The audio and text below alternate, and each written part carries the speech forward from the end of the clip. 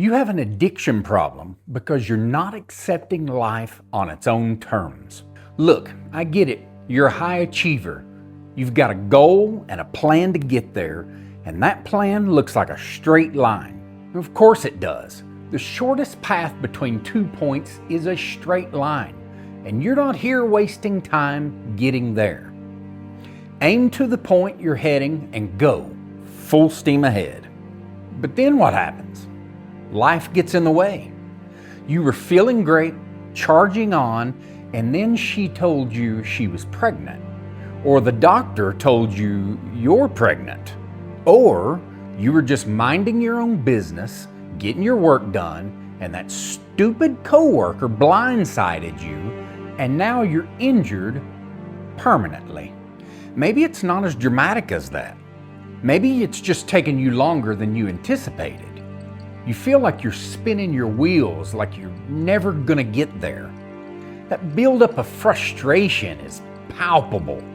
The free fall of depression is always right there. So you reach for the bottle, or that vape, or that little Debbie, or you hit that fast food lane. You know this isn't making things better, but at least you feel better for a while. The fog of depression lightens for a little bit. You forget about the frustration for the evening. But tomorrow, it's all right back, isn't it? Humans have been experiencing this cycle since we've had goals, frustrations, and some kind of coping mechanism. It doesn't matter what the specifics are, just insert them in the blanks. I want blank, but life gave me blank. Now I feel blank, so I cope by doing blank. It's just plug and play. So what can we do about it? We usually try to deal with that last blank. That's our coping mechanism. I get drunk. I shoot up. I smoke weed.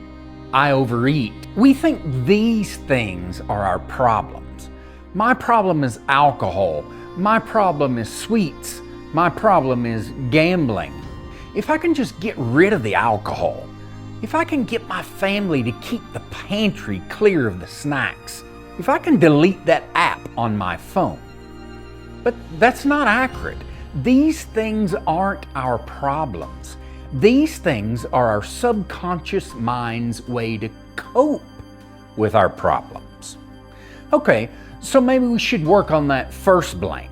Yeah, the I want blank blank. Maybe I should just delete my goal, or at least readjust it. I mean, doesn't the Buddha say something about desire anyway? Maybe unplugging from my ambition altogether will fix me. Maybe I should take up meditation and learn not to want anything. You already know that's not going to work. It's a misunderstanding of the Buddha's message anyway. But we humans are wired to have goals. Go anywhere on the planet, study any human population, you're going to find evidence of goals and ambitions. You can't remove them. Even if that goal is to stay in bed as long as possible, that's a goal. We're simply wired to have a purpose, and purpose creates goals. To live life without something to strive for makes us feel empty. Those of us who've struggled with depression know that coming out of that fog is accompanied by a renewed sense of purpose. We suddenly feel alive with ambition again. Your problem is not the first blank.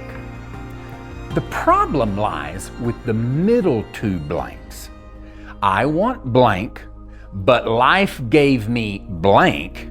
Now I feel blank, so I cope by doing blank.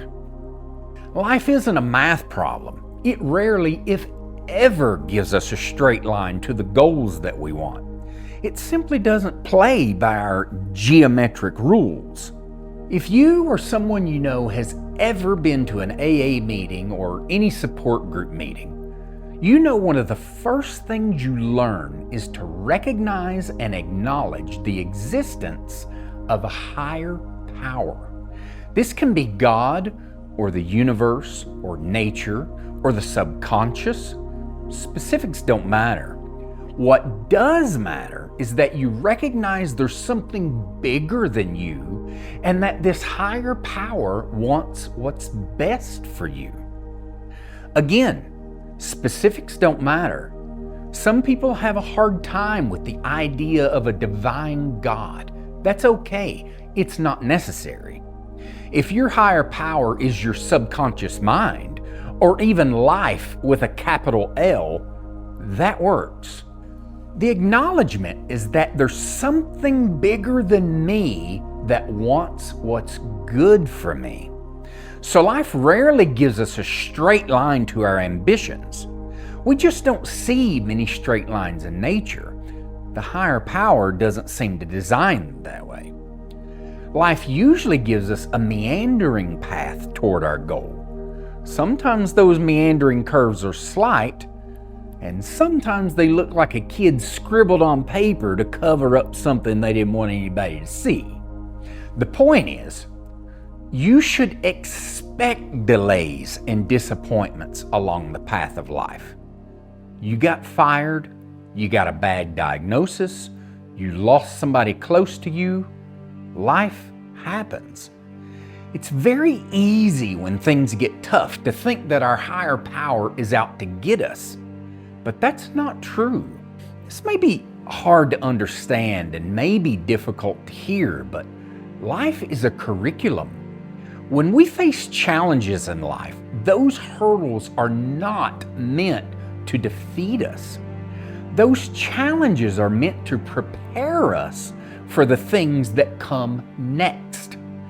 Your higher power is leading you through obstacles that are not easy. Nobody promised you easy. But your higher power is not malicious. These obstacles are intended to be stepping stones for you. This is what you'll learn at the AA meeting. It's not just about acknowledging a higher power that has your best interest at heart. The goal is to learn to surrender to this plan from your higher power. And this is where your answer lies. When life forces you off that straight line and onto that meandering path, surrender to it. This is what the Stoics called Amor Fati, the love of fate. It means that we should recognize that everything happens for a reason. That when obstacles and delays show up, we shouldn't run away. Instead, we should embrace them head on. I don't mean fight them head on. I mean embrace them. Surrender to the lessons they're trying to teach you. Marcus Aurelius told us, you have power over your mind, not outside events. Realize this and you'll find strength. When life presents to you with obstacles, you must recognize two things. One, you didn't have power to stop this. This was an outside event. Your higher power, that has your best interest at heart, is in control of your fate. And two, the only thing you can control is your mind. In other words, how you respond. So let's look at our sentence again. I want blank, but life gave me blank. Now I feel blank, so I cope by doing blank. You had a desire and a goal with a straight path, but life threw obstacles in your way to detour you from that straight path. Now you feel what? Frustrated? Angry? Sad? Powerless? Just fill in the blank. Now we're getting to the heart of the issue. Listen to me intently here. It's perfectly natural to experience these emotions. It's okay to have these responses to the obstacles of life. In fact, we must learn to process these emotions, not ignore them or run away from them. Using our coping mechanisms is a way we run from these emotions. We don't run from life's obstacles. We run from how we feel about life's obstacles. This is at the root of your addiction. The answer lies in this dark, uncomfortable place. And this is where Amor Fati speaks. The love of fate tells us that when we're thrown for a loop and we feel these emotions, we need to sit in this until we can surrender to the higher power's plan. Surrendering doesn't come easy. You were overlooked for that promotion again. You're angry about it. You were more qualified, you put in the time, and they gave it to him anyway. Okay, anger. That's a perfectly normal reaction. It's not wrong, it's not a sin, it's just an emotion. But anger is like fire. It'll burn out if you don't keep feeding it kindling. At this point, turn your attention away from the outside event and towards your higher power. Complain, cry, scream. Your higher power is okay with that. It's part of the process of growth. And once that emotion has run its course, remember that your higher power has your best interest at heart, and accept that there's a reason for this. Ask your higher power, what's next? And don't expect an immediate answer. Give it time to come to you. If you do this, you'll interrupt that pattern that always ended up with your coping mechanisms. Those middle two blanks are where the gold is found. Life gave you that, and now you feel this. Our addictions live in the resistance of life's obstacles. When we refuse to process our emotions, that's when we grab the bottle, we eat the sweets, we open the app.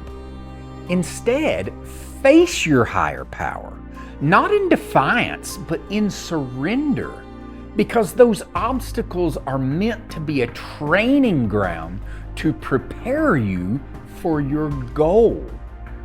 You're not ready to achieve your goal yet. You may think you are, but if you were, you'd already be there. But no, life is a curriculum for you. It's full of obstacles and delays and disappointments. It's not comfortable. It's like conditioning. But if you learn to surrender to the process, if you learn to love the fate that life has for you, you will eventually achieve your goal. You might even find that when you get there, your goal wasn't nearly ambitious enough. You didn't know it at the time, but guess who did? Your higher power. If you've learned something worthwhile from this today, why don't you join a community of like-minded seekers of ancient wisdom? I'll put a link in the description below. I'll catch you on the next one.